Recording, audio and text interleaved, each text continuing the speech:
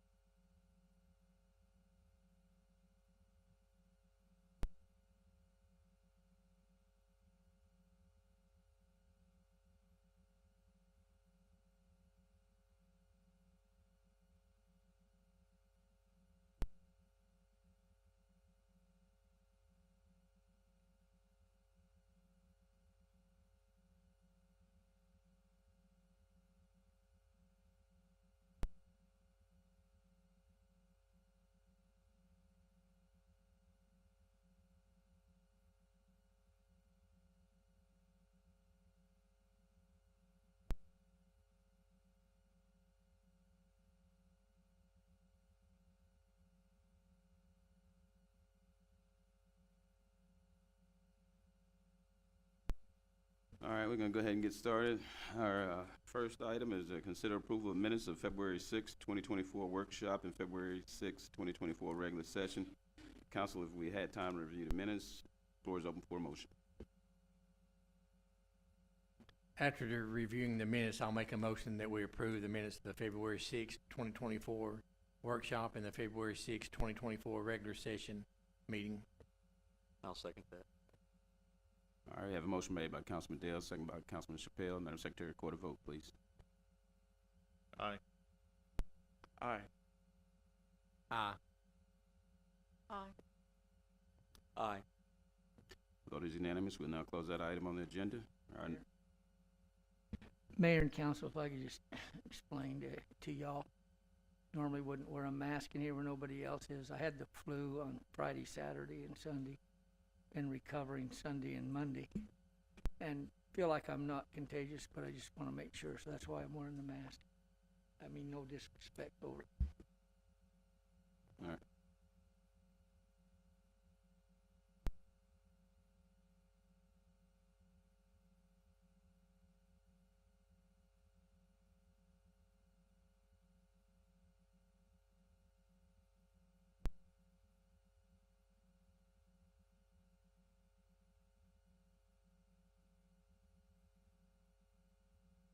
All right, we thank you both for that info. We'll go ahead on with item 2, which is our public comments. The City Council welcomes citizens' participation and comments at all council meetings. Citizens' comments are limited to 2 minutes out of respect for everyone's time. The council is not permitted to respond to your comments.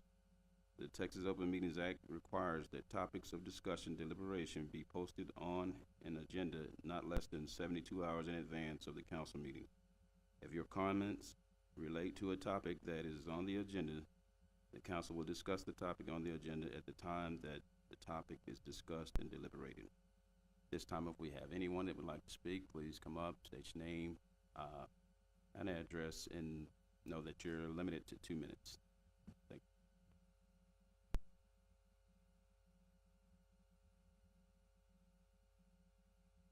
Good evening, Council. My name is Debbie Corbell, and I live in the city of Mount Pleasant. I last reported that 2 of the councilmen, Adam and Chappelle, had paid back the mileage allowances that are in question. However, Councilman Spruill at this time, as of my latest request, had not. And Mayor, I want to appeal to you directly. Please stand up and be the leader that so many of us had confidence in you being and expected you to be. Take a look at the salaries of your top administrative personnel, how the salaries have jumped by leaps and bounds, how the number of raises repeatedly. Find out why anyone gets nearly a $30,000 a year raise.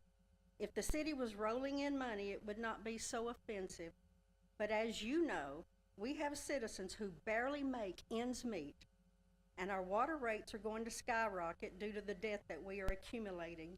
It is a slap in the face of our most vulnerable citizens that they are having to figure out how recent water rate increases are going to impact their limited resources.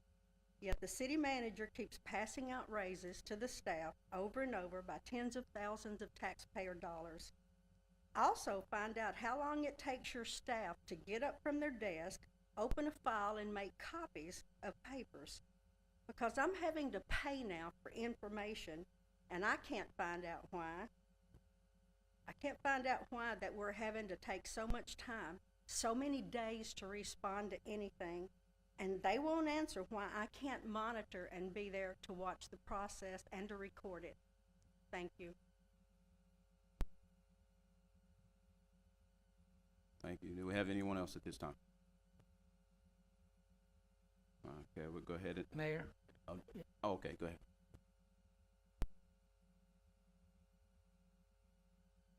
I'm John Anderson, and I think everybody knows we're working on a development here in town. And so I just wanted to make a statement so everybody kind of knows where we're at. So we've worked with city staff, and what I did, I just typed it up just because, for efficiency's sake, so I'm not over here talking for 2 hours. My wife says I like to talk, and I usually blame it on the other guy. But so we've worked with city staff and city consultants for 15 months on a development agreement. We brought the development agreement to city council in unity with city staff and city consultants to say that this agreement is good for the city. The development agreement has been being reviewed by city council for the past 3 or 4 weeks. During this time, there's been a small group of people who've questioned the federally approved EB-5 program that we'll be using to fund the development. I'm reminding the council that it's not their responsibility, and they don't have to bear the burden to vote on immigration law.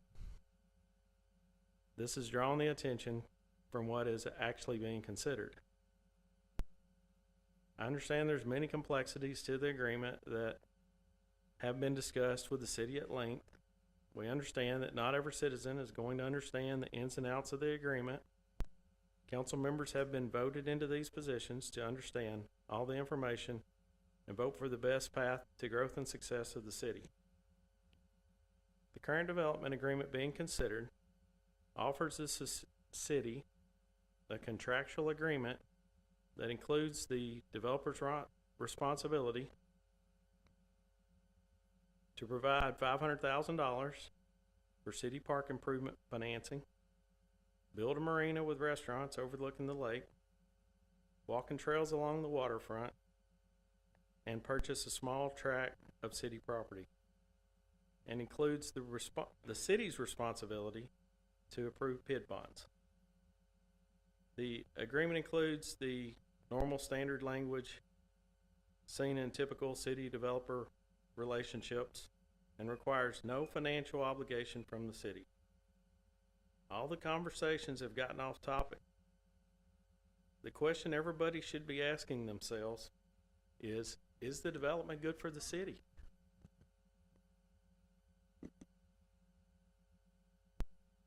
This project is offering everything you've asked for in your comprehensive growth plan. It offers a $280 million property tax base increase, which equates to an annual increase of $2.5 million for public schools, $1 million for Titus County, $900,000 for the city of Mount Pleasant, $500,000 for Titus Regional Medical Center, and $300,000 for Northeast Texas Community College. An estimated $900,000 annual combined sales tax income to the city and county. Can you please refrain while? If you had your minutes rolled over from someone else, it's why the extent of time. If someone else gave him their minute.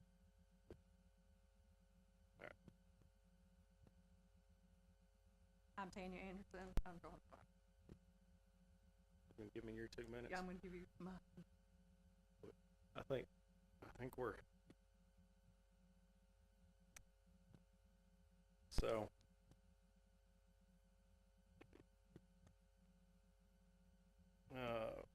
So this will bring over 2,200 jobs, a wide range of housing options, growth on I-30, which invites interstate traffic to stop and shop in Mount Pleasant, a beautiful lakeside development for our town to enjoy, $250 million billion with a B dollars spent on local construction. This will unarguably create an economic boom to our area. It's the responsibility of the council members to vote on what's best for Mount Pleasant. In the midst of the newspaper articles and negative social media comments, I've had other neighboring cities reach out to invite us to develop in their town. If we don't support economic growth in Mount Pleasant, everyone will just grow around us. The truth is, people are excited and want the development. Even the people that disagree with our funding, they still want the development. There's always one or two people that disagree. In general terms, if everyone wants it, I'm right here and my team is ready to go. We're all on the same team. I'm just asking you to approve what your team and consultants have presented to you as an efficient path to development for the city. We've invested an extended amount of time and resources to bring this development agreement to you. We're requesting to be on the agenda in 2 weeks for a vote on the development agreement as it has been presented. I feel like we've done everything on our side to bring development to the city. We encourage you to stay focused on the question of what is good for Mount Pleasant. It is our desire to move forward on the development. I have to have your help to do so. We're at a point where we can only continue. I'm sorry, John, I'm at.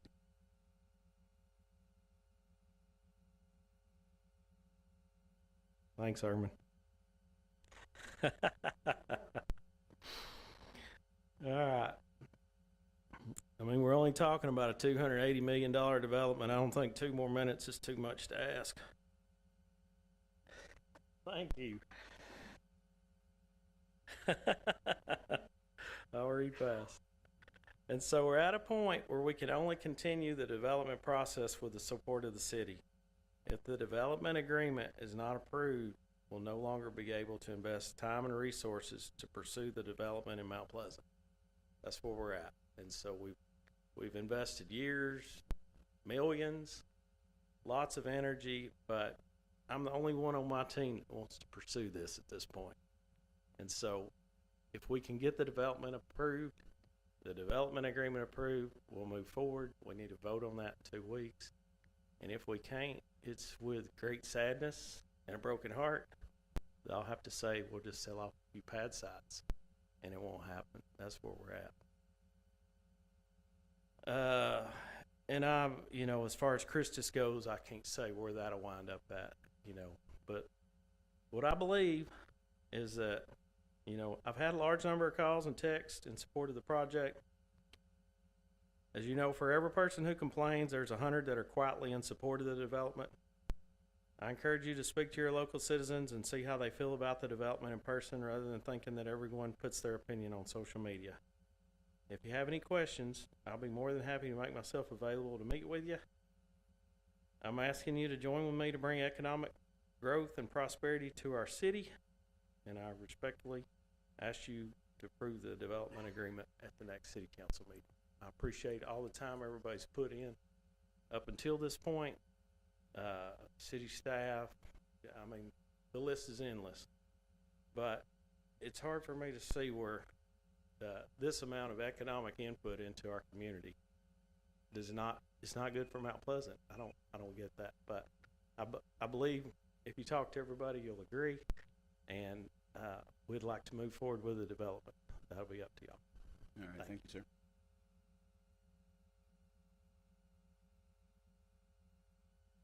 All right, at this time, we'll go ahead and go right ahead. I've got one thing just while we've got the whole audience here.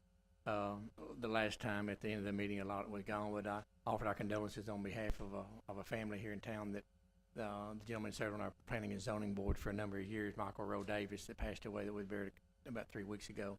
We also attended the funeral today of an individual that served on our P&Z board for a number of years, and also 2 terms on our city council, Mr. Bo Howard, that passed away a few days ago, and his funeral was today. I'd like to say that to Marilyn and the entire family and friends that Hal will be greatly missed over and what he's done for the city of Mount Pleasant will never be forgotten. And I'll just also say that we've had another one that passed away today, which was Mr. Charles Wright. And as all of you know, he was a teacher, coach, and superintendent here for a number of years, and a highly respected individual. And we just like on behalf of the city council and the city offer our condolences to that family also during this time of grief. So that's I just thought that might be necessary. I'd like for everyone to hear this tonight, and us be keeping our thoughts and prayers. Thank you, Councilman Dale. We appreciate you. All right, we'll go ahead and at this time and close item 2 on the agenda. We'll move on now to item 3. Item 3, the city manager update on the withdrawal of the development agreement submitted at last meeting by John Anderson. Yeah, Mayor and Council, Mr. Anderson's presentation renders my statement irrelevant as he wants to put it back on the agenda. So if there's no objections, we'll put the development agreement back on the agenda on March 5th, which we were going to do it tonight, and it was withdrawn last week. Now it'll be put back on. So you understand, we'll come back in 2 weeks with that development agreement. All right, excuse me, sir.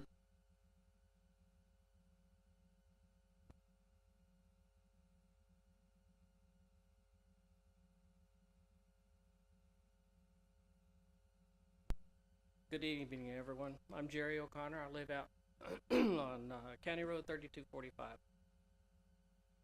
Thank you all for letting me have a few minutes for this evening.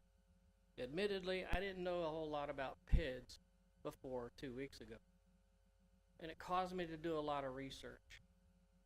And that research can go either way, good or bad. It can leave good feelings and it can leave bad feelings.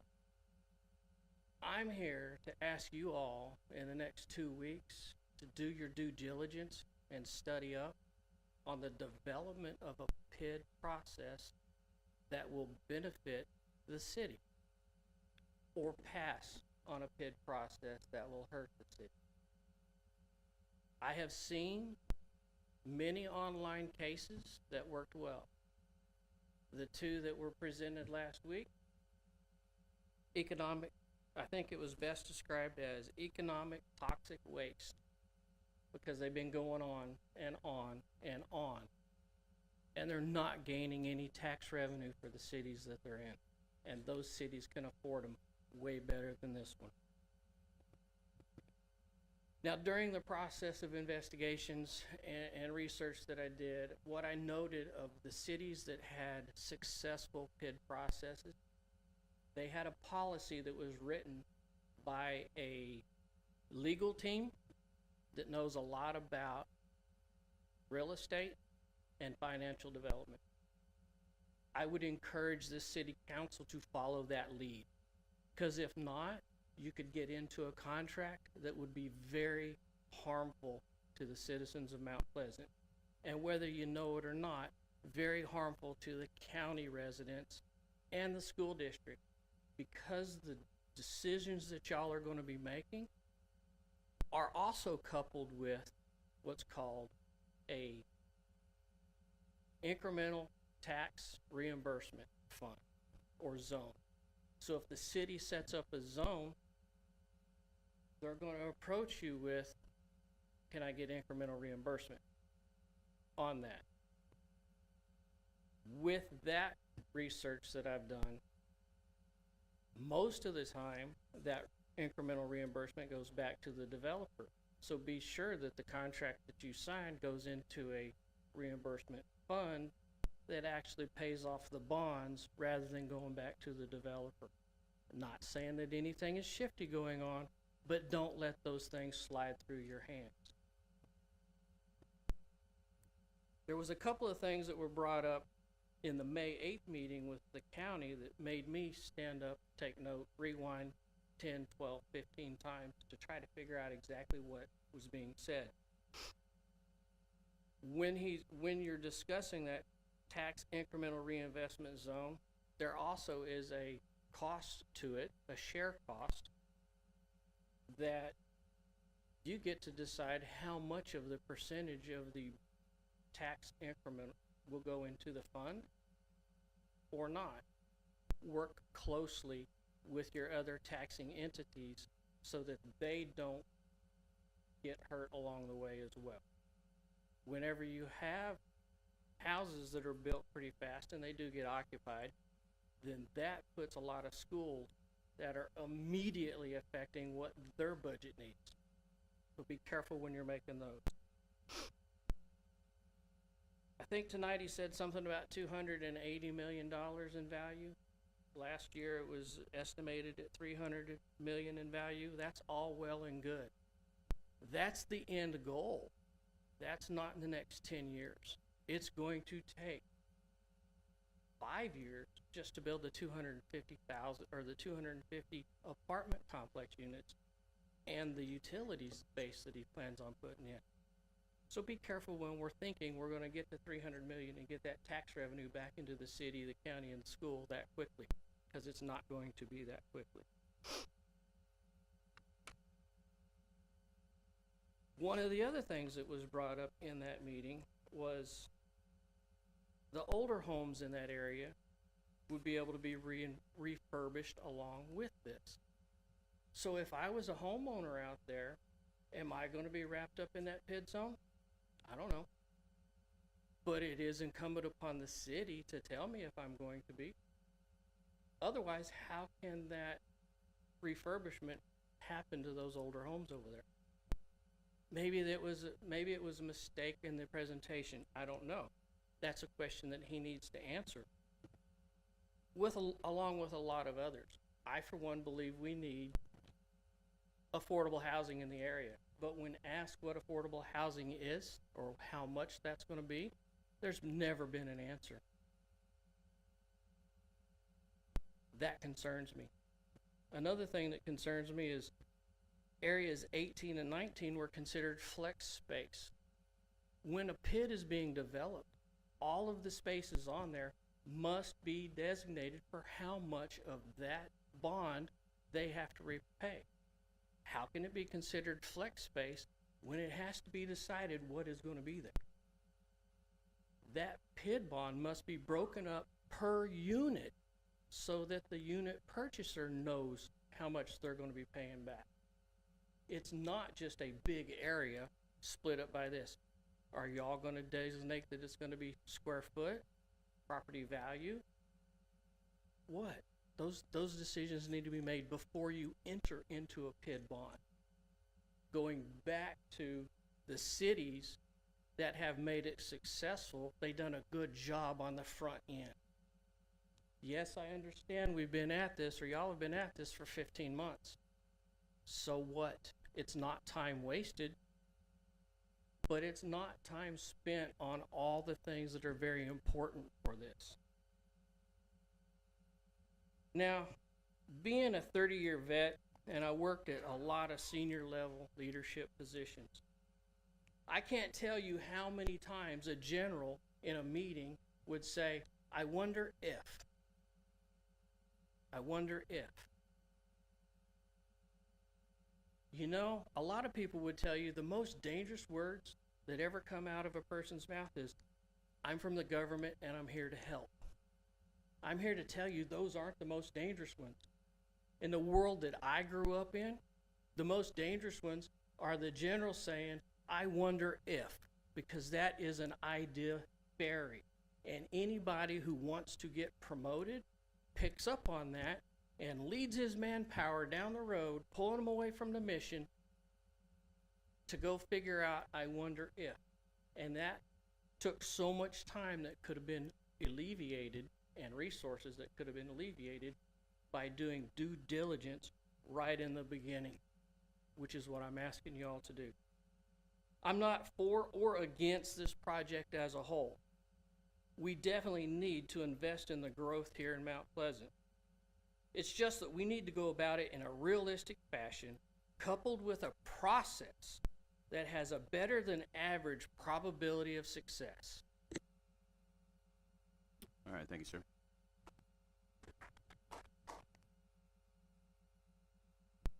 I didn't hear your question. Oh. Yeah, it is an agenda item, so you can.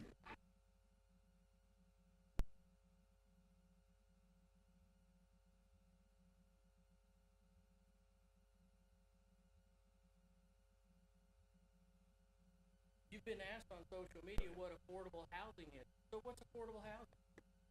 So what we've got, we'll have 4 types of housing there. We'll have apartments, townhomes, and single-family homes. The cost of the housing will be based on the cost of construction. And so what we're offering there is we're offering all different sizes. Typically, that's based on a per square foot. And you're asking me if I have an amount that we'll be charging for rent on those? We're not finished with architecture plans. We're not finished with engineering plans. Our goal would be to start construction in 6 months, in which we believe we can do, and we'll be finished with construction in 24 months. Our agreement with the hospital is that we would have that road completed within 12 months of them moving forward on their purchase of the property. And so the idea of not having the first 250 apartments for 5 years doesn't match our timeline. I'm not sure how you know our timeline, but our timeline is 24 months. I took your timeline from your speech on May 8th, 2023 to the county commissioner report. I can tell you what our timeline is today. Okay. It could have changed. And I'm okay with that. Okay, what's the next question? Well, I'm not done with that question. Affordable housing has to be housing that can be afforded by the community here. Has your plan changed from you building the 250 apartment units and then selling off property to developers to develop the rest of the housing? Or are you now going to do the housing? Because if you're going to do the housing, you're going to know at approximately what price point you're going to try to be into if you've built houses before. Plan is to build the apartments and retain the apartments and sell the houses and the townhome lots. So we don't know what a definition of affordable housing for this area is going to be that you're shooting for. You have to have a shot. So you can say that smaller houses will be less expensive. I'm saying apartments, when you start at a 1-bedroom apartment, that's going to be your most your most affordable option. I'm not here to play politics. Thank you. How about the rest of the question?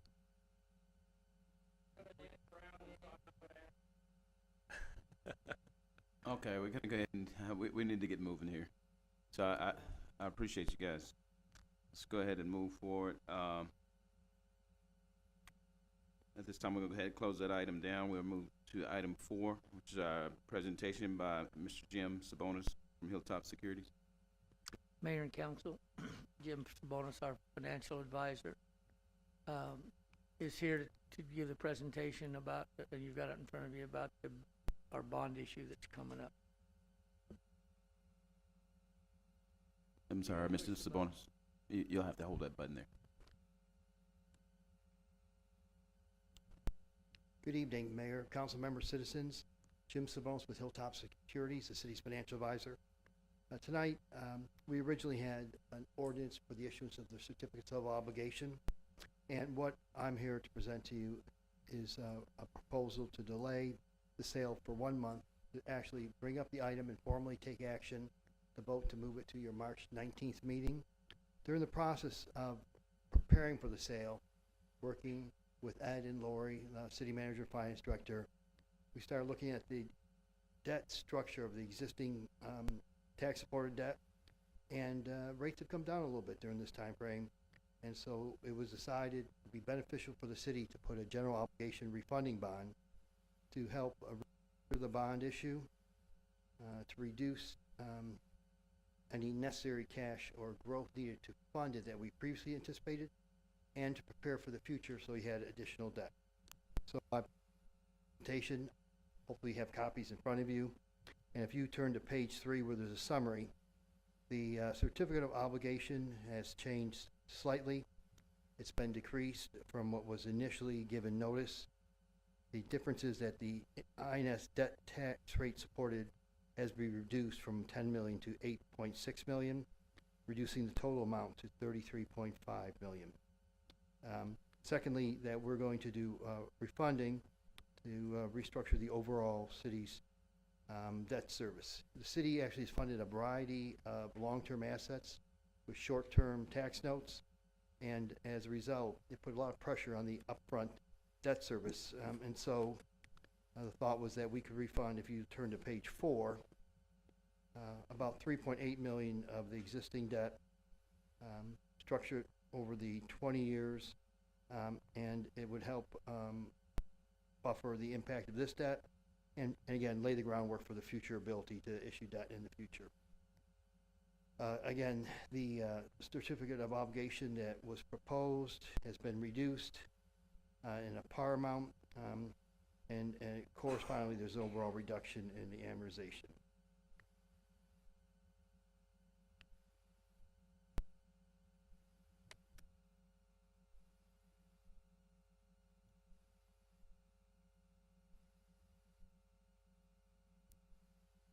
If you go to page 5, again, the original date was tonight for the sale.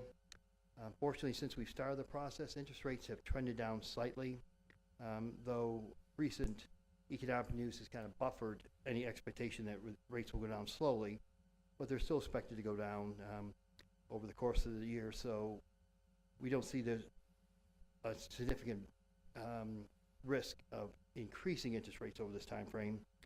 And again, we'd ask you to take the ordinance up for formal consideration and postpone it to date and time specific to your regular scheduled meeting on the 19th. And on the 19th, what we would have is ordinances for both the certificate obligation and the general obligation refunding bond. Closing to take place in April. You turn to page 6. On page 6 is the impact of both the certificate obligation and the refunding. And if you look at the third row from the left, you're going to see the significant upfront funding. You know, over the last couple of years, we've done a lot of short-term funding, specifically impacting the next few years. You see our actual debt service increases. Over the last year, though, the city's actually reduced their INS tax rate by $0.015. That reduction in the INS tax rate has an impact on our ability to go forward. And so when we start working through the process with Ed and Lori, the thought was that we should kind of take the opportunity and structure our overall debt service for our general fund in a more appropriate manner, where there'd be less growth needed and reasonable amount of on-hand cash used to buffer that tax rate. And so as you see here, we're actually staying at the same 20-year amortization, but we're just kind of pushing some of the debt back as we probably should have issued originally to come up with a scenario that can be covered by the city's actual debt service. And you can see from year 2027 going forward, it actually is declines and goes flat versus increasing until that time frame. On page 7, there's actually been no change in the amortization proposed for the utility system.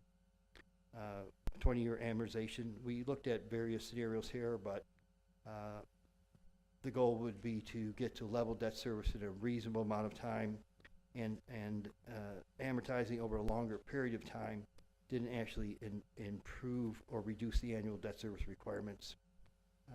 So we've kept this the same. So we've met with the rating agencies. We've had positive meeting with the rating agencies. And we expect confirmation of our existing rating.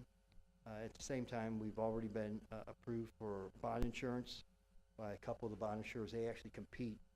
We don't know what their bids are, but they'll make them available to us over the course of next week. And we're going through the process of just revising the offering document and submitting that out to the potential investors. So in summary, the change has been to add the refunding to kind of reduce the impact of the short-term obligations that have been previously issued and allow absorption of this, and to prepare for the future of the city. And we think we're fortunate. I give credit to Ed and Lori for pointing this out when we really spent time thinking about the pro forma that we put together, and especially the impact of the reduced deduction in INUS tax rate that the city has in their current budget at this time. That concludes my formal comments here. Questions you have?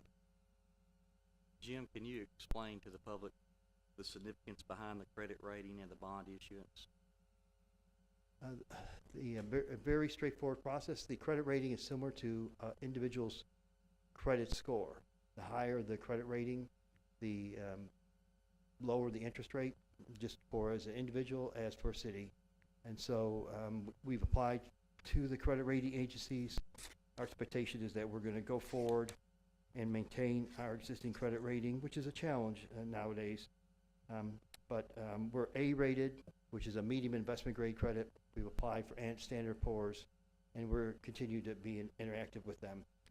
And then there's an option in the municipal bond market where there's a few firms that are actually cash secured and are rated AA, and they can actually insure our bonds. And what takes place is their insurance is receives a AA rating and is considered AA rated by the investors, reducing the interest rate. So we confirm our A rating, we apply to the AA rating agencies, and we're actually selling AA insured bonds. Now, we pay a fee for that, but the fee is usually about 50% of what the reduction in cost would be. And when we actually submit this to the Attorney General of Texas, who reviews all debt issuances, we have to show them a mathematical calculation justify why we're actually doing this. There's 3 firms that compete in the AA marketplace. We apply to all of them, will be confirmed by all of them, and they'll compete, and whoever provides us with the lowest bid, that's who we'll use. So the way to think about that is it's a credit enhancement for us at a cost, but that cost is offset by reduced total principal and interest for the transaction. We've done this before, and we expect it to be done in this case. We've shared this plan with them and the agencies, and it's been accepted and actually complimented. They think it's positive going forward. Mayor and council, one of the reasons we wanted to talk to Jim and go back and relook at this, as you're aware, this year we were notified that we need to reduce our budget by $1.3 million.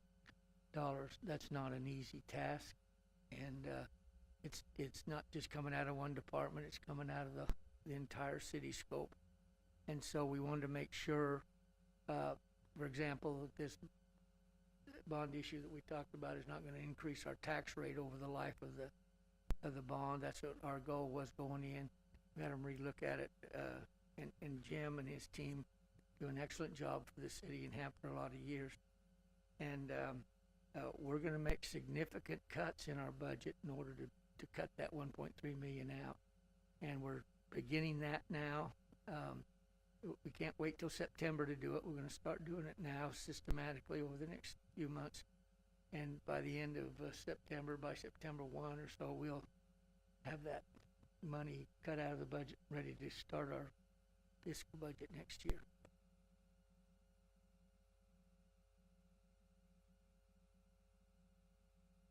Okay, if there's no further questions, we certainly appreciate it, Jim, for the presentation. The next issue too. Yeah, I realize that. Do you have a question? Concern, yeah. Okay, yeah. You're sitting here telling us you're gonna cut the city's budget, what, 1.3 million? And you look at the money you guys are spending in salaries and the raises, and now you're talking about cutting? Thank you. All right, thank you. All right, we're gonna go ahead and close that item and move on to our next item, item 5, which is consider an act on ordinance 2024-3 authorizing the issuance of certificates of obligation. Mayor, this is the item that bond counsel has instructed me to suggest that you actually take a vote to move it to a date, March 19th, the regular scheduled meeting at 6:30, and just postpone it to them. Again, I just want to follow up on one point that Ed had, is that part of the reason we are also looking at this GO refunding was one of our assumptions was that we would be able to reduce the general fund budget and absorb some of that tax rate. And senior staff is clear that the reductions in general fund need to take place, and that there'd be no funds available to reallocate tax rate, that we're gonna have to live within our means. And so that's why we directed this revision in this place. All right, council, we have any questions? All right, floor is open for motion. With the direction of the bond council, I'll make a motion that we table the adoption of this ordinance 2024-3 until the following meeting of the city council that should occur at 6:30 p.m. on March the 19th of 2024 here at this location at City Hall. I'll second that. All right, I have a motion made by Councilman Dale, second by Councilman Chappelle. Madam Secretary, record a vote, please. Aye. Aye. Aye. Aye. Vote is unanimous. Thank you.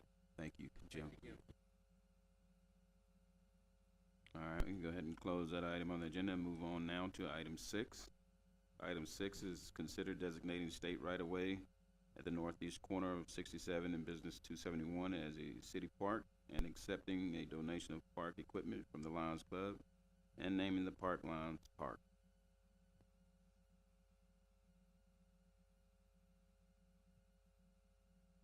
Thank you, Mayor and Council. So this agenda item stems from the last meeting where the Lions Club made a presentation to build a park over by Chick-fil-A.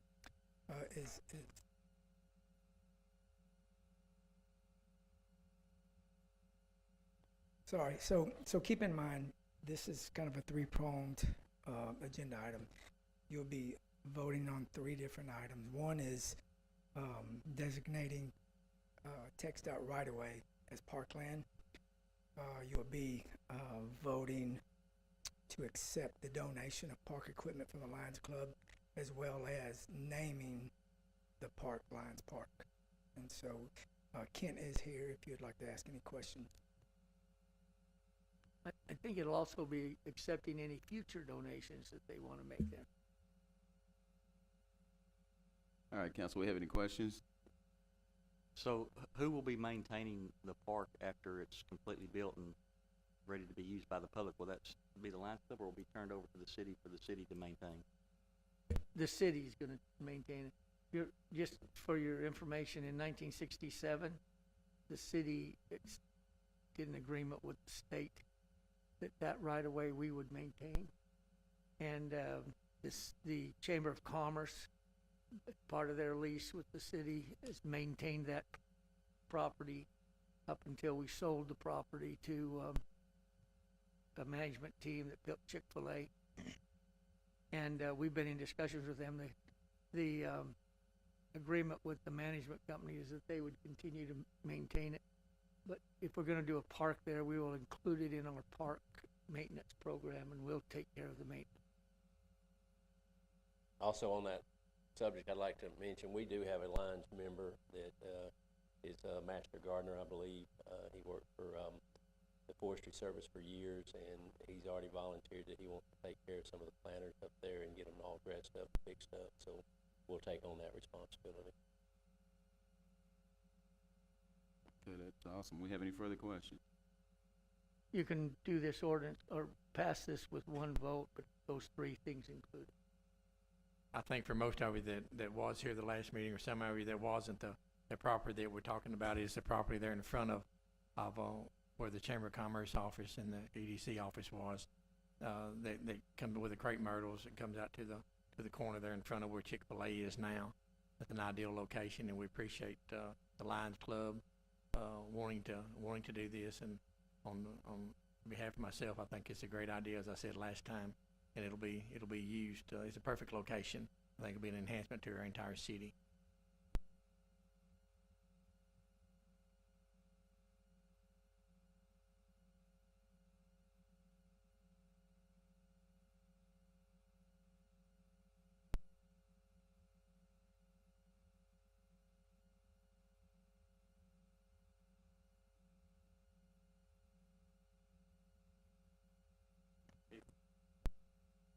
that we want to. I'm a hometown boy. This is all I know. And whatever there is to make Mount Pleasant a better place and to grow and develop for the future, I'd like to be a part of. And I'm grateful for the Lions Club for what it does here, and especially for the expansion, because we, like I said, I teach school every day. Our future is the children, and we need to see what we can do as the example to teach them what's best. And this is a good example for our young people to know that the older generation, we're thinking about them and we're building a future for them. All right, we have any further questions? All right, Mr. Basin, we certainly appreciate you, Coach. All right. All right, we have no further questions. We'll go ahead and open the floor. I move that we approve the designation of State Highway of Northeast of corners of 67 and Business 271 of the City Park, and accepting any donation of the park's equipment for the Lions Club, and naming the park Lions Park. I'll second that. All right, we have a motion made by Councilman Walker, second by Councilman Chappelle. Madam Secretary, record a vote, please. Aye. Aye. Aye. Aye. The vote is unanimous. All right, we'll now close that item on the agenda. Thank you, sir. We certainly appreciate you. All right, now we'll go ahead and move on now to item 7, which is consider ordinance 2024-5, amending chapter 97, animals of code ordinance. Mayor and Council, notice Lieutenant Denny is taking charge of this. Chief Buman left him standing by himself. Okay, you all should have a copy of chapter 97 of our code of ordinances that deals with animals. What you have is the edited version of what we are proposing. So this will be the final version of what it will look like if you choose to move forward with what we're proposing. We went through the chapter in its entirety for the purpose of trying to consolidate some things and trying to update some things to reflect what we currently do in terms of practices and procedures. So bringing things up to date essentially with what we currently do on a day-to-day basis. So I'll work through each of those with you. You don't have what the old version looks like, but I do, so I'll work through those various changes, and it won't be long. There's about 5 in there. So let me start. If you'll look at 9709, it's a couple pages in.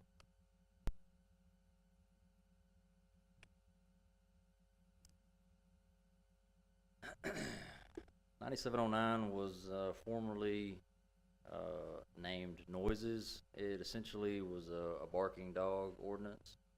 So we've updated that ordinance. We changed the name to public nuisances, and we consolidated several other ordinances into this public nuisances 9709.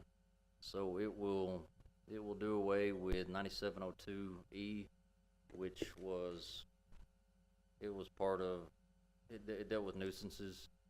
Essentially the same language existed in 9702E that will exist in this 9709. We did away with 9704, which was an ordinance that dealt with dead animals and removal of dead animal carcasses. That language is virtually exactly the same in this new 9709. So we removed that and consolidated it here. 9711 dealt with sanitation.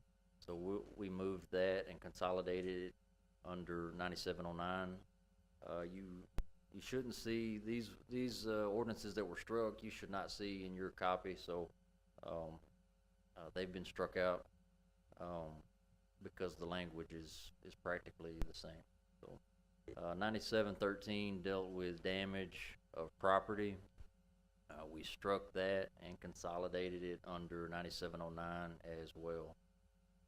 And it still encompasses the barking dog, so that didn't go away. We just added to the umbrella of that. It just made things a little bit neater in terms of enforcement for us. Any questions about that particular ordinance?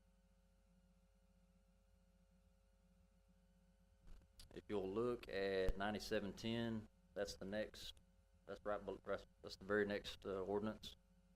It's titled Number of Dogs and Cats Limited. What we changed in this is pertaining to rescue organizations. Previously in the ordinance, rescue organizations could not harbor more than 8 animals. So we amended this to allow for them to be permitted to house more than 8, to be determined by an inspection of the facility and then noted on the permit that they're granted. So it will be dependent upon their facility and their capabilities, because frankly 8 was just not enough. It's not realistic for what we currently are doing with our rescues. They handle a lot of animals in our shelter. So we didn't really feel like that was reasonable. It wasn't in line with what we're currently doing with our rescues. So we basically took that hard cap out and made it dependent upon their facility. Let me ask a quick question. Did you guys get with the animal rescue people and kind of to get their input on this? Well, frankly, this is not something that we've been abiding by, so it's never even been an issue. So we basically felt that we needed to have it down in writing in case it ever became an issue. So we work closely with all our rescues, so they're aware of what our procedures are, and they know that we have to inspect their facilities. So we do work closely with them. So it just felt like a common sense decision that it would benefit everybody because of the amount of business that they do with the shelter. They take a lot of animals off of our hands.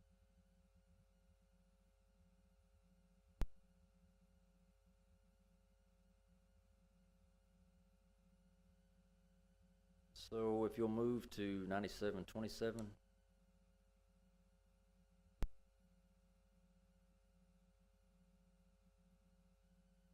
This is a dangerous dog ordinance.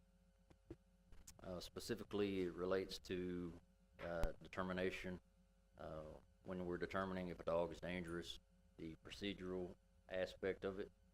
So our ordinance previously allowed for, and this is the way the state law reads as well, our ordinance essentially mimicked the state law, which allows for our local animal control authority, which would be the chief or his designee. That individual would be able to deem a dog dangerous, but we don't currently do that in our procedure. We currently take every dangerous dog case to court and allow the judge to hear the case. So we're not deeming any dogs dangerous before a judge hears it. So the judge automatically hears those. So we felt that we should update the ordinance to reflect that practice. Generally, the municipal court is the court of appeals for dangerous dog determinations, but in the way we do it is we just have her here, that is Judge McNutt here, all the cases on the front end, and that way she can make a determination based on the facts. And if the decision needs to be appealed, then they can appeal it to the county court. And this edited version you have simply reflects that procedure. The case is forwarded from us to municipal court, and it's appealed, if necessary, from municipal court to the county court. And this procedure just reflects that. And the appeals process is the same. We're just basically cutting out that front step, so that an individual is not deeming that dog dangerous. Even though, I mean, we could legally, but we feel like it's fair for them to have their hearing in a court, so the judge can make a determination on it.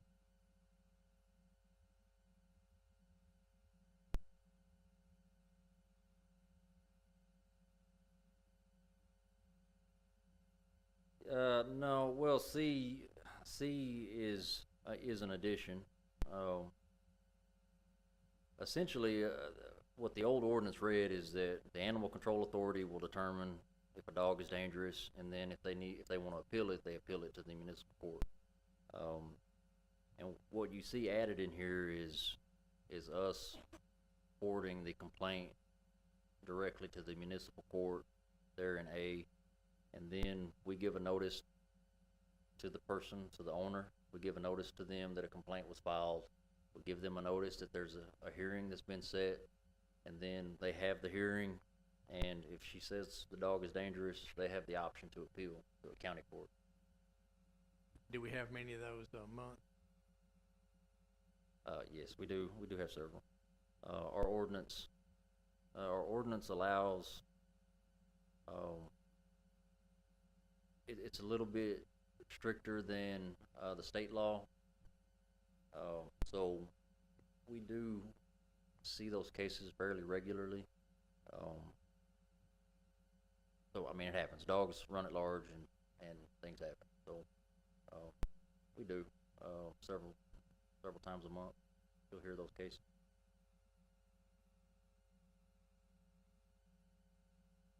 So essentially, that's what that is. We updated this. If you'll look at 9749.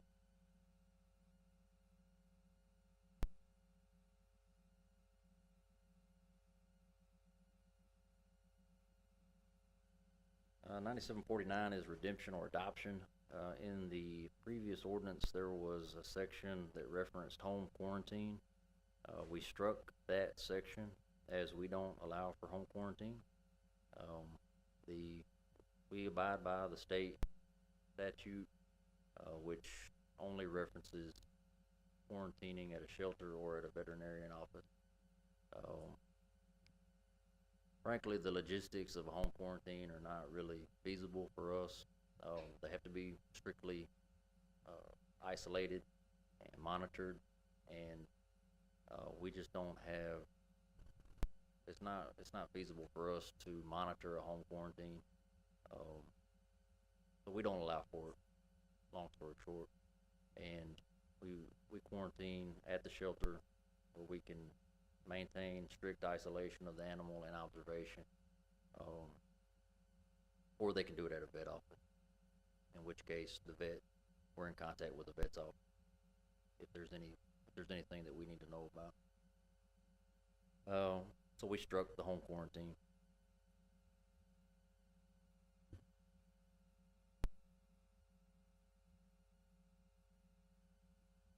Also in that 9749, we updated number 2 where it references sterilization of animals upon, it says now upon adoption. It read differently where it conflicted with another ordinance later in this chapter. So we updated that.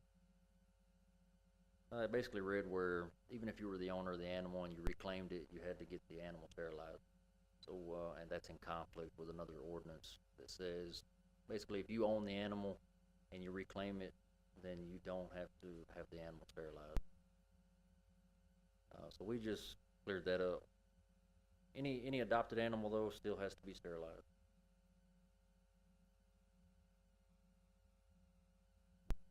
And if you'll look, also on this 9749, we updated the hours, basically to be in line with our business hours.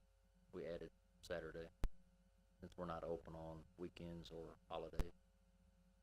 In paragraph A and paragraph B, we'll look at 9750, the next ordinance, it's the same. We updated our hours to reflect our current operating hours, Saturday, Sunday, and holidays. And that should be it. I don't think I missed anything. Do you have any questions about that?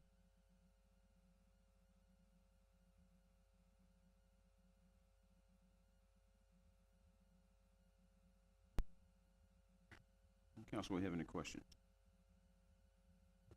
So to sum it all up, I guess it sounds like that you just went off of some state regulations here and kind of added to and deleted from just to make ours more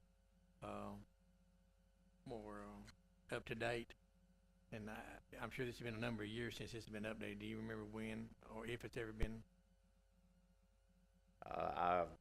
I don't know when it was last updated. Some of it was antiquated, so and it was not in line with what we were. It looks like it. A lot of it was taken verbatim from state law and put into the ordinance, which is what you see a lot of. But we felt like it should reflect what we currently do. So we feel like this will be more reflective of our actual practice. All right, do we have any further questions at this time? Good job, Thank you, Lieutenant. sir. All righty, floor is open for a motion on this item. I make a motion that we approve ordinance 2024-5, amending chapter 97, animals of code of ordinance. I second the motion. Okay, we have a motion made by Councilman Chappelle, second by Councilman Walker. Madam Secretary, record a vote, please. Aye. Aye. Aye. Aye. Aye.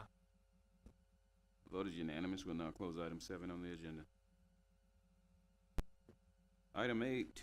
Item 8 is hold a public hearing and consider ordinance 2024-2 from Alfredo Chinez Perez and Maria Magdalena Ramirez Balderas requesting the approval of a zoning change from a single-family residential district to a neighborhood service district, being a 0.339 acre tract of land situated in the Henry W. Jones Survey, abstract number 306, Titus County, Texas, conveyed in indeed known as instrument number 20211. 436 of the public records of Titus County, Texas, city of Mount Pleasant, Texas, and is addressed as 801 South Florida Avenue and 902 Tabb Street. Dave. Thank you, Mr. Mayor and members of the council. Mr. Thatcher, we have the applicant is here this evening, and they are seeking a zoning change for this particular property. Oops, let me go back here. This property has actually two portions on two separate addresses. However, this is a residential address here with 902 Tabb, and they also purchased this property right below it at 801 Flory, which is the subject here tonight. This property, when they bought the property in 2021, that particular property was being used as a commercial use. And I've got a photo here was Joe's ATV and repair. And looking back at the water records, that was probably about 2001 that they started using that property. I think it was commercial. I don't know what the name of it was prior to that as well. Tax records show this to be commercial also. So when the applicants purchased the property, they were under the impression this was a commercial property, and so what they did, they painted it. They did a whole lot of work to the facility, and come to find out that it's actually zoned single family. And so now that they've put some money into this, they're looking to come forward requesting a zoning change for the property. And so when staff took a look at this, we had to see what was the best way to take a look, since we have setbacks and so forth with this. And so the way that we can look at this is to be able to take a look at both properties and to rezone that as a neighborhood service district. That is a low intense type of use. When you take a look at the future land use plan, neighborhood services are for, like, convenience, a small convenience store, small retail facilities, things of that nature. And so when you take a look at this based on the comp plan, it's compatible with that as the future land use plan indicates on that, as a supporting use for that. This area that what they're looking at is using just this front portion here. I took an aerial view of it to kind of measure to see how much that is. That's about 900 square feet. They said they are not going to use this portion back here. And so what needs to happen, if this is approved for the zoning, they'll need to put in parking for this. So they have to bring that up to code. I certainly need to get the actual square footage on this, because that determines the amount of parking spaces that's required on this.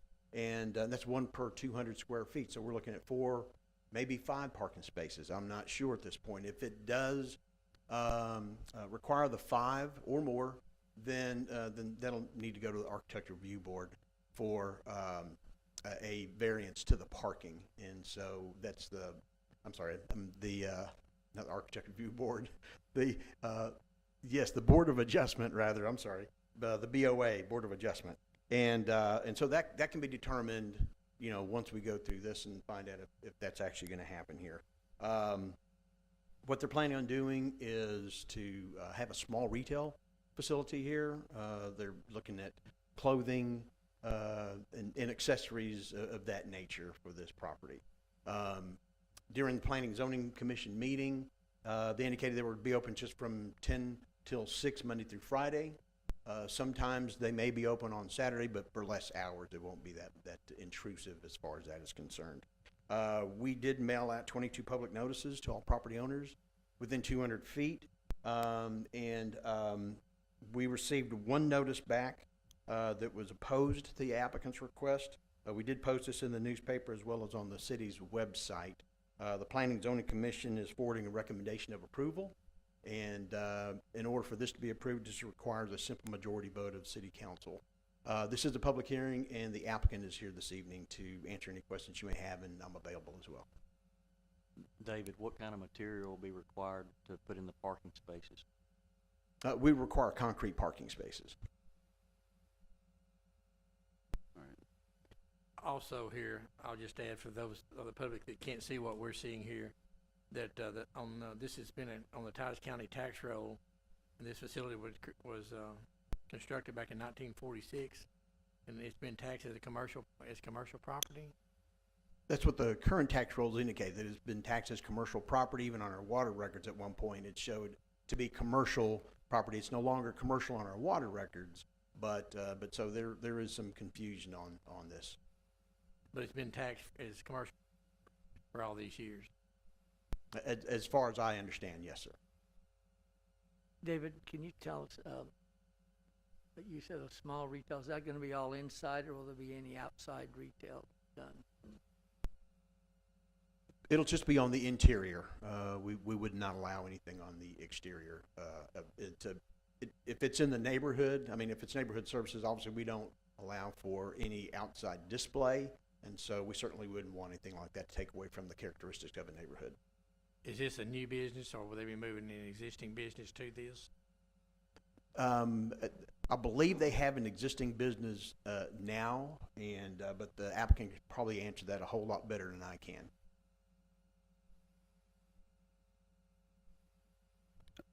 Yes, ma'am. You'd have to hold that button the entire time you're talking. Good evening. My name is Maria Magdalena, and I wanna tell you a little history on my business. So I start with 36 pairs of shoes. We rent a little space here in the Carreta Bazaar.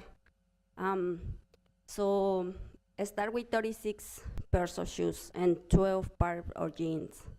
So after 2 days, we sell out everything. So I think, well, what I know, I put something, something more. I'm the person, I like to think and dream big. So I start working more. My husband and I, we take 2 jobs to put money in the bank. And I remember tell my husband, let's pray if we God have something good for us, he wanna give it to us. And one day he come in to the house and he tell me, it is a guy, they sell me a shop, but it is a junk, you know. So it is nothing good, but we can start to working in that. So so we start to working in that, and after the work we go to that and painting. And I remember when I opened my little shop, we have only 2 shelves. So my inventory now is probably about 505 shoes. So is what I need, a little more place to make my clients happy, you know. So this is a little part of my history. Thank you. Okay. Council, do we have any questions? All righty. Thank you so much. Thank you. All right, this is a public hearing. Do we have anyone else that would like to speak on this item before I move forward? All right, we'll go ahead and close the public hearing side of it. And we'll go ahead and open the floor for a motion. Oh, yes, sir, I would need you to come up.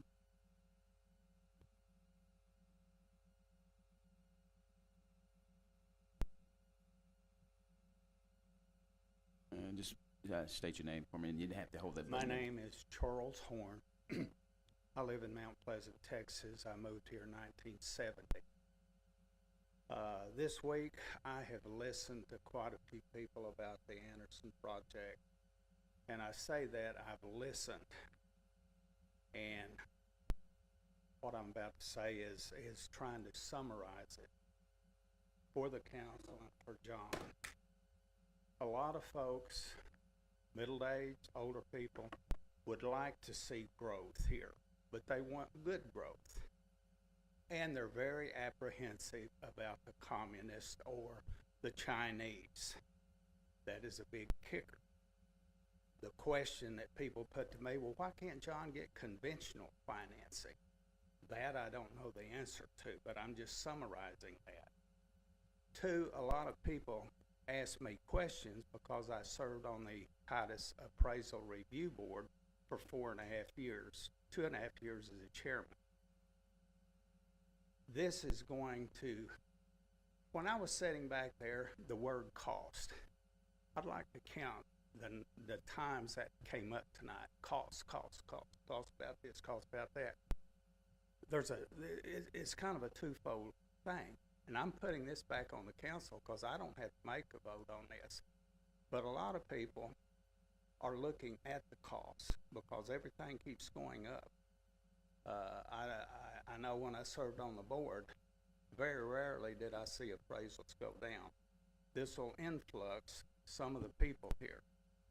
I know a lot of people are older people living on Social Security that's barely hanging on. My point is there's going to be some winners and there's going to be some losers in this. A lot of winners, a winner for the city, but who funds the city? The taxpayers.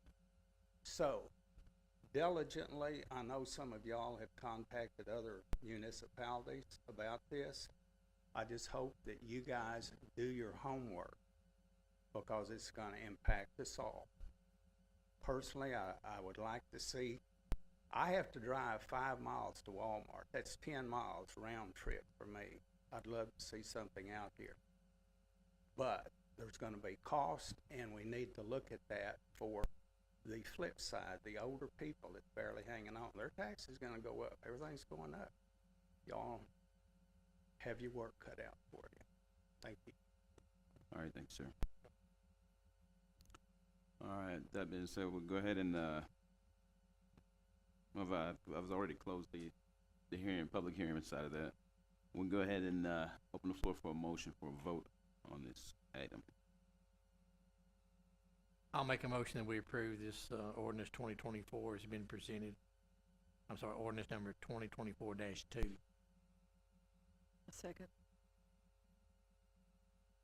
All right, we have a motion made by Councilman Dale, second by Councilwoman Sproul. Madam Secretary, record a vote, please. Aye. Aye.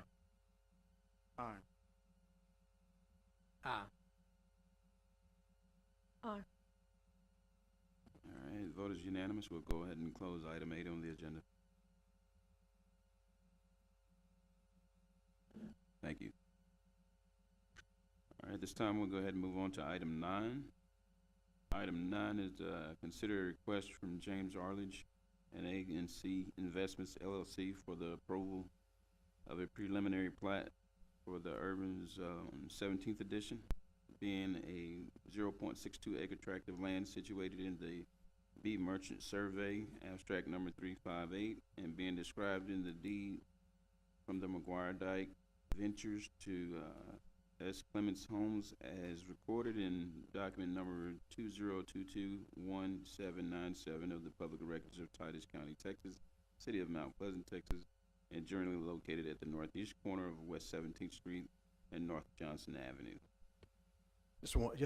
Thank you once again, Mr. Mayor. And the subject property is, as you said, it's located on the northeast corner of West 17th and Johnson Street. This is where the property is located. You may be familiar with this. This is where the Sonic is located as well. And essentially, when we come in for a preliminary plat, that's the beginning stages of development. And so what staff does is we take a look at that, we review the plans to make sure that they're meeting adequate facilities. And in this case, there's an existing 6-inch sewer and water main that runs along West 17th Street.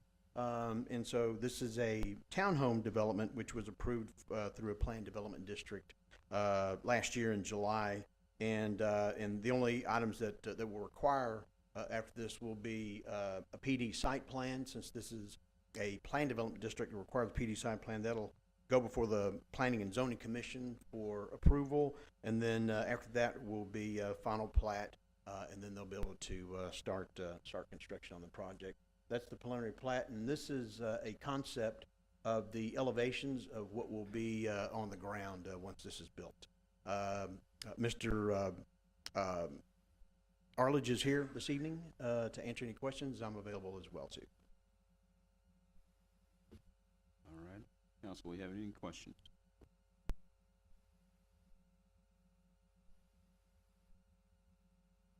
Will this be a one-story facility here or two-story?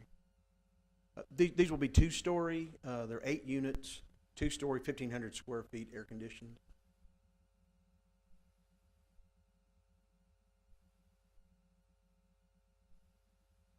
These are garages. Are there garages on them? The garages will be up behind the property, and they'll be in tandem. You'll have a garage that holds one vehicle and a parking space on the outside.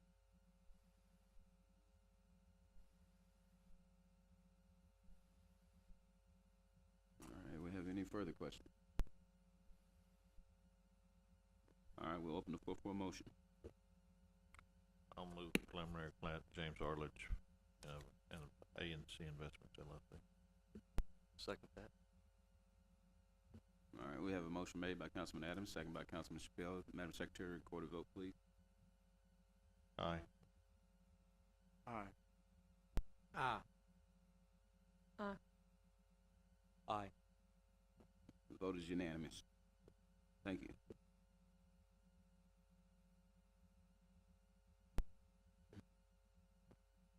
All right, we'll go ahead and close that item on the agenda, and we'll now move on to item 10.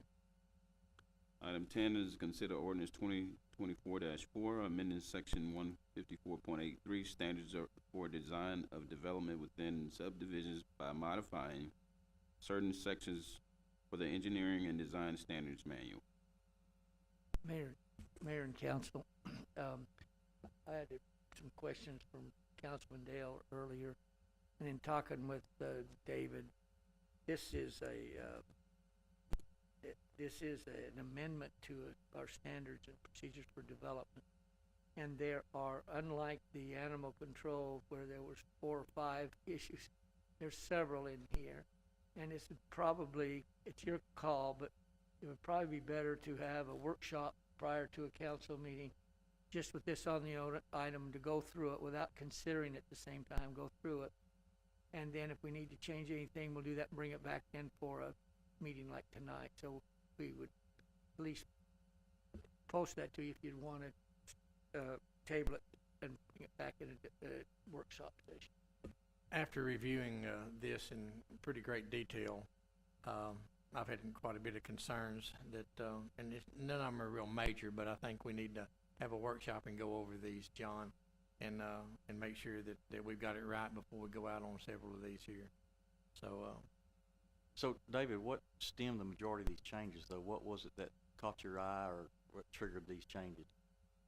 So, as you know, these were developed about a year and a half ago, in 2022, and with those coming in as new standards, working through the standards and working with Lanny, of course, with our engineers, there's some things that you find in there that need to be addressed and modified.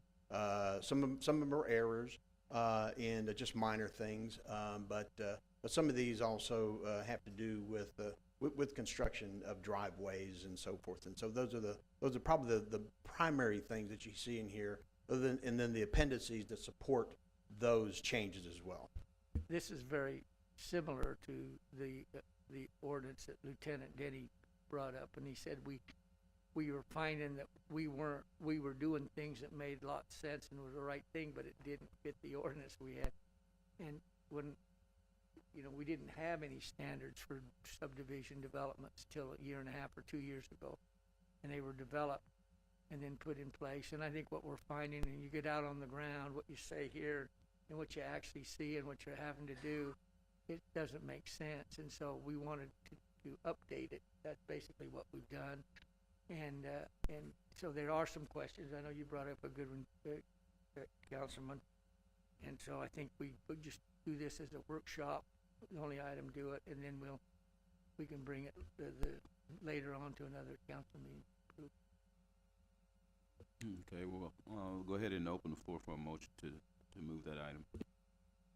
I'll make a motion for this item for a future meeting, and preferably I'd like to have a workshop prior to one of the meetings that we have. I'll second that. All right, I have a motion made by Councilman Dale, second by Councilman Chappelle. Madam Secretary, record a vote. Aye. Aye. Aye. Aye. Aye. Vote is unanimous. We'll now close that item on the agenda. Our next item is item 11, which is our city manager's report. Thank you, Mayor and Council. I'd like to invite from out in the hall, Lupe Ferreira, to come in. Lupe, as you all know, that the director of library here is Helen Thompson, retired at the end of January. Lupe's worked here at the library for a couple of years. She received her master's degree in library science at the end of December, and she's been promoted to be the director of the library. She's done a really great job working with, and her team over there are really magnificent. We love our library. It provides a great resource. And I've said this more than once, but years ago, I was at a conference up in the Northeast, City Managers Conference, and one of the keynote speakers was Alex Haley. And one of the things he said, if you want to know what kind of community you're in, and he said a couple of things, but he said the first thing you do if you want to know what kind of community it is, see if it has a library, and then go look at the library and see what kind of library they maintain in the community, and that'll tell you a lot about the soul of the community. And I've always remembered that, and I just really do appreciate the program we have here, what you've done, what Helen has done, and what you've got on but I'd like to introduce our new Director of Library.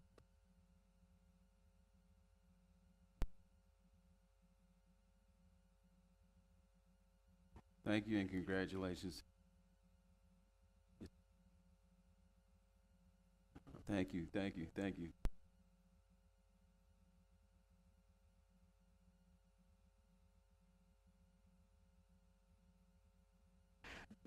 No, thank you. That's all I have tonight, unless you have questions. Okay. All righty. Okay, well, Candace? Yes.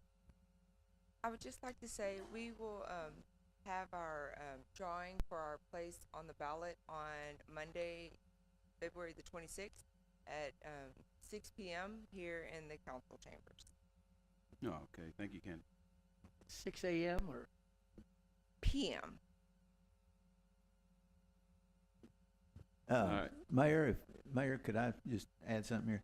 Yes, sir. Councilman Dale was mentioning the loss of several people here in town. I wanted to add to that. This weekend we lost Toby Abney, that was our economic development director for really the first one that we had, and really brought us into the new era of sales tax, and really I think that airport was one of his passions out there, and he did a whole lot to move forward and getting that airport put in. So funeral services are Thursday afternoon, but remember Toby Avenue, I know Erman worked a lot with him on stuff like that. So we're thankful for guys like that came before us. Thank you, Kerry. I wasn't aware of that, but yeah, Toby came in with SWEPCO, as a lot of you, the older ones around here may remember, and he was had a great contribution to our city for many years, and that's exactly right. The building here where we operate our water department and coded for several of those.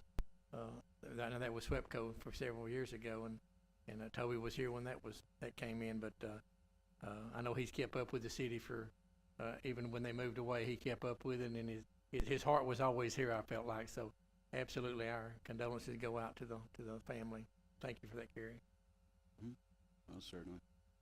Okay, we'll go ahead and close item 11 and move on to executive session. Pursuant to the Open Meetings Act, Chapter 551, Texas Government Code, the City Council will recess into executive session to discuss the following: real property, discuss purchase, exchange, lease, or value of real property; personal matters, discuss the appointment, employment, evaluation, reassignment, duties, discipline, or dismissal of a public officer or employee. A city matter. At this time, we're in executive session.